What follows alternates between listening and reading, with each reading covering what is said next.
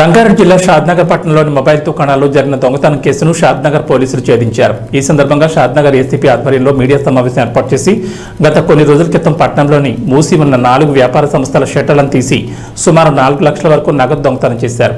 ఈ సంఘటనను ఛాలెంజింగ్ గా తీసుకుని కేసును ఛేదించారు. ఈ సందర్భంగా ఏసీపీ మీడియాతో మాట్లాడుతూ పట్టణంలో జరిగిన దొంగతనానికి పాల్పడిన నిందితులను పట్టుకున్న విధానాన్ని వివరించారు.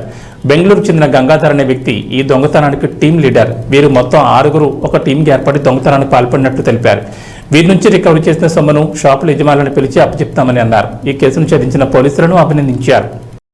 10 నుంచి దొంగతనం చేస్తున్నారు. ఇందులో గంగాధర్ అనే వ్యక్తి ఆంధ్రాలో ఒక ఎమ్మెల్యే గారి కారు దొంగతనం చేసుకొని పోయి ఒక తమిళనాడులో ఒక 9 కిలోల బంగారం దొంగతనం చేయడం జరిగింది. సో వీళ్ళంతా కూడా ఎప్పటి నుంచి చేస్తున్నారు వీళ్ళందరూ కూడా. సో ఇటువంటి వాళ్ళు మళ్ళీ రాకుండా కట్టడి చేసే విధంగా మేము వాళ్ళ పీడీ యాక్ట్ కూడా నమోదు చేసే ఆస్కారం ఉంది. మేము తప్పకుండా వాళ్ళు నమోదు చేస్తాం. మేము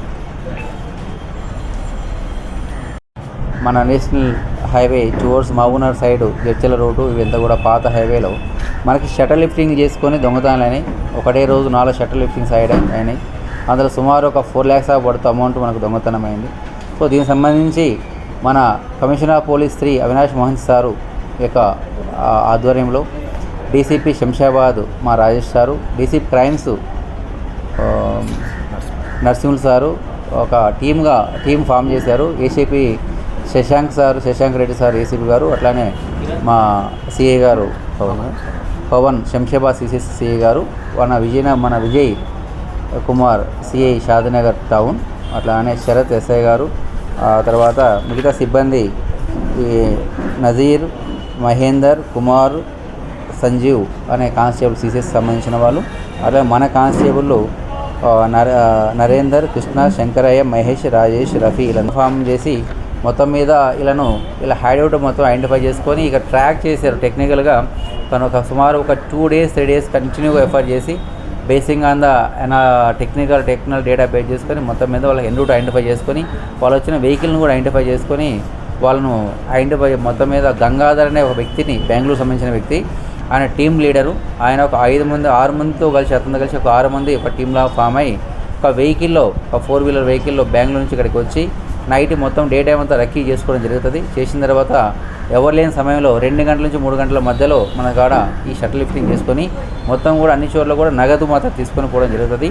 ఆ లిఫ్టింగ్ చేసే విధానం ఎలా ఉంటుందంటే ఇలా 5 మంది ఒకేసారి షట్టర్ను బలవంతంగా ఒకసారి లిఫ్ట్ చేసుకొని ఫోర్స్లో బలంగా వాళ్ళ సైడ్ లాగితే అది కొద్దిగా బెండ్ అవుతుంది. బెండ్ అయిన తర్వాత ఒక మనిషి దూరి సందు వస్తుంది.